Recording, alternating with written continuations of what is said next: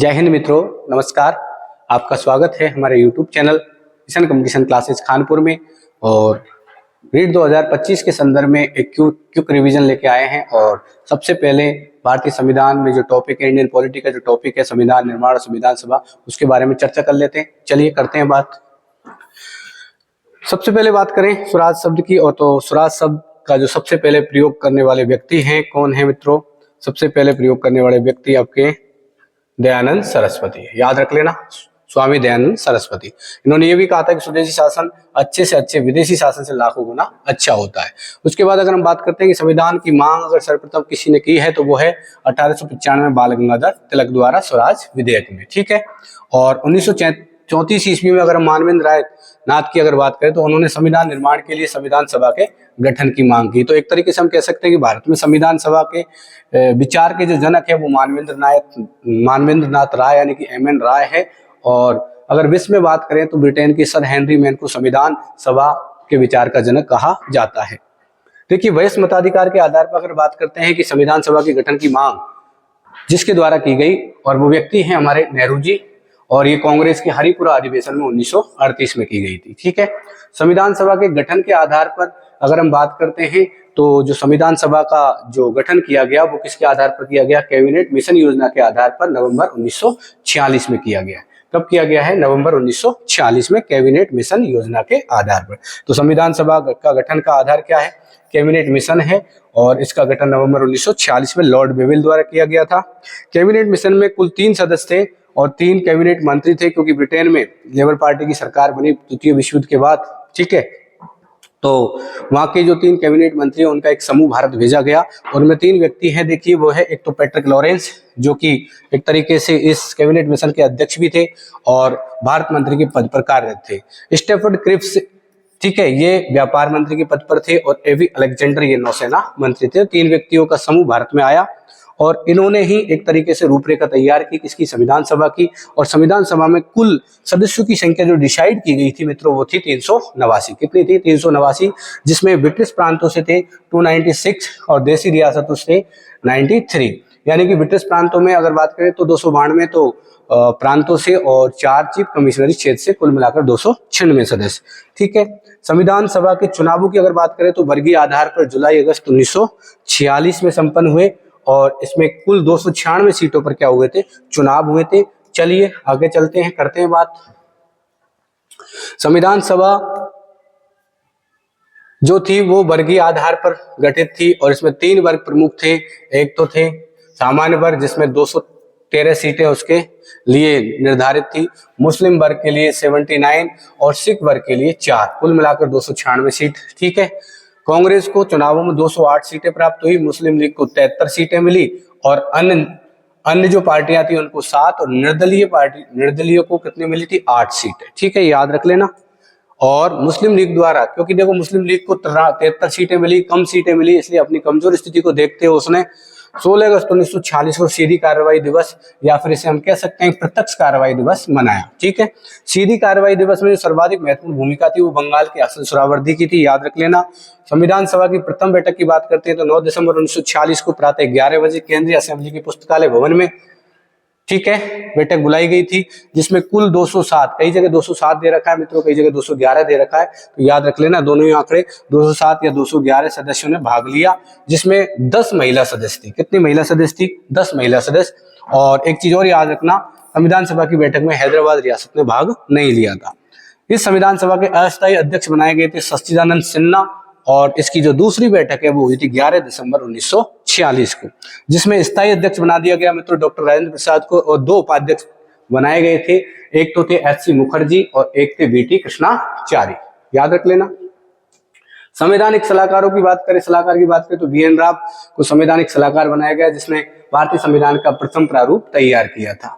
और KM मुंशी को संविधान सभा के सचिव नियुक्त किया गया था। KM मुंशी को क्या नियुक्त किया गया था? संविधान सभा का सचिव। संविधान सभा की अंतिम बैठक आप सबको पता है 24 जनवरी 1950 को हुई थी और इसी दिन डॉक्टर राजेंद्र प्रसाद ने को राष्ट्रपति बनाने की घोषणा की गई थी, ठीक है। और 26 जनवरी 1950 को राष्ट्रपति के रूप में डॉक्टर राजेंद्र प्रसाद ने अपने कार्यभार को संभाला था, ठीक है। तो आगे चलते हैं। संविधान सभा में चुनाव में भाग लेने वाली राजनीतिक पार्टियों की अगर बात करें तो ये याद रख लेना, कहीं पूछा जाए इस तरीके के प्रश्न पूछने लग गए आजकल उठपटांग, तो थोड़ा सा याद रखना। देखो पार्टियों में कांग्रेस पार्टी आप जानते ही हो सबसे पहले कौन सी है, कांग्रेस पार्टी। और कांग्रेस पार्टी को कितना प्रतिनिधित्व था, 208 सीटें मिली थी चुनावों में। मुस्लिम लीग दूसरी पार्टी जिसको 73, एक यूनियनिस्ट पार्टी थी जिसको एक यूनियनिस्ट मुस्लिम पार्टी थी उसको भी एक, ठीक है, एक थी यूनियनिस्ट शेड्यूल पार्टी जिसको भी एक कृषक प्रजा पार्टी थी उसको भी कितनी थी, एक। और शेड्यूल्ड कास्ट फेडरेशन उसको भी कितनी मिली, एक। और सिख नॉन कांग्रेस थी उसको भी कितनी थी, एक सीटें मिली। और कम्युनिस्ट पार्टी उसको भी कितनी मिली, एक। जबकि इंडिपेंडेंस पार्टी जो स्वतंत्र पार्टी थी उनको कितनी मिली थी, 8। तो कहने का मतलब संविधान सभा 9 राजनीतिक दलों का समूह था। एक तरीके से संविधान सभा एक बहुदलीय निकाय था। क्या था, बहुदलीय निकाय। याद रखना संविधान सभा एक बहुदलीय निकाय थी, यानी कि इसमें एक ही नहीं लगभग 9 पार्टियां थी। दो तो मेन पार्टी आप जानते ही हो, 2 पार्टी कांग्रेस पार्टी जो बड़ी पार्टी थी 208 सीटें लेके आई चुनावों में, मुस्लिम लीग 73 सीटें लेके आई। बाकी सब जो 7 पार्टियां थी उनको एक सीटें मिली। Unionist party, Unionist Muslim party, Unionist schedule party, Krishak Praja party, schedule caste federation, Sikh non Congress, communist party और इंडिपेंडेंट पार्टी। कम्युनिस्ट पार्टी को भी एक, तो लगभग सभी को एक मिली है, याद रखना। आगे देखिए संविधान सभा में समुदाय आधारित प्रतिनिधित्व देखिए प्रत्येक समुदाय को संविधान सभा में कितना प्रतिनिधित्व प्राप्त था, ठीक है। तो हिंदू अगर समुदाय की बात करें तो उसे 163 सीटों पर प्रतिनिधित्व प्राप्त था। मुस्लिम समुदाय की बात करें तो 80 पर, अनुसूचित जाति की बात करें तो 31 पर, भारतीय ईसाइयों की बात करें तो 6, पिछड़ी जातियों की बात करें तो 6, और सिखों की बात करें तो 4, और आंग्ल भारतीय की बात करें तो 3, और पारसियों की बात करें तो 3। ये याद रख लेना, कुल टोटल 296 में हिंदू को 163, मुस्लिम 80, अनुसूचित जाति 31, भारतीय ईसाई 6, पिछड़ी जातियां 6, सिख 4, आंग्ल भारतीय 3, पारसी 3, ठीक है। और एक महत्वपूर्ण जो समिति है, आपको पता है प्रथम प्रारूप इसके द्वारा BN राव के द्वारा उसकी जांच के लिए एक प्रारूप समिति का गठन किया गया था। तो प्रारूप समिति के बारे में भी पढ़ ले। तो इसका गठन है देखो 29 अगस्त 1947 को डॉक्टर भीमराव अम्बेडकर की अध्यक्षता में। याद रख लेना, कहीं पूछे कि प्रारूप समिति का गठन कब हुआ तो 29 अगस्त 1947 भीमराव अम्बेडकर की अध्यक्षता में। कुल सदस्य अध्यक्ष सहित कितने हैं, 7। पहले अम्बेडकर जी, दूसरे KM मुंशी, तीसरे सैयद मोहम्मद सादुल्ला, चौथे देखो अल्लादी कृष्णा स्वामी अय्यर मुस्लिम लीग से थे, N गोपाला स्वामी अयंगर, DP खेतान। अब DP खेतान की क्या हो जाती है, मृत्यु हो जाती है, तो इनके स्थान पर आते हैं कौन, TT कृष्णाचारी। BL मित्तल क्या दे देते हैं, पद से त्याग पत्र दे देते हैं, तो उनके स्थान पर आते हैं कौन, N माधवराव, ठीक है, ये याद रखना। देखिए और डॉक्टर अम्बेडकर जो थे वो संविधान सभा मूलतः बंगाल प्रेसिडेंसी से थे, परंतु जैसे भारत विभाजन हुआ तो इनका जो एक तरीके से जो प्रेसिडेंसी थी, इनका जो अगर निर्वाचन क्षेत्र की बात करें तो वो भारत विभाजन के परिणाम स्वरूप पूर्वी पाकिस्तान में चला गया। इस वजह से पुणे प्रेसिडेंसी से S जयकर का पद खाली कराया गया और इन्हें पुणे प्रेसिडेंसी से संविधान सभा का सदस्य बनाया गया।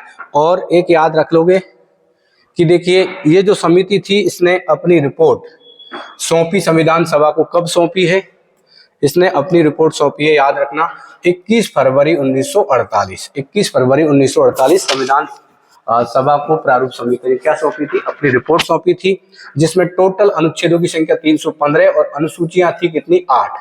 जबकि BN राव द्वारा जो प्रथम प्रारूप तैयार किया गया था उसमें कुल अनुच्छेदों की संख्या 243 थी और अनुसूचियों की संख्या कितनी थी, 13, ठीक है। इस प्रकार से अगले वीडियो में मिलते हैं फिर से।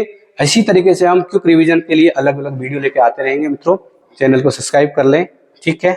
जय हिंद, जय भारत।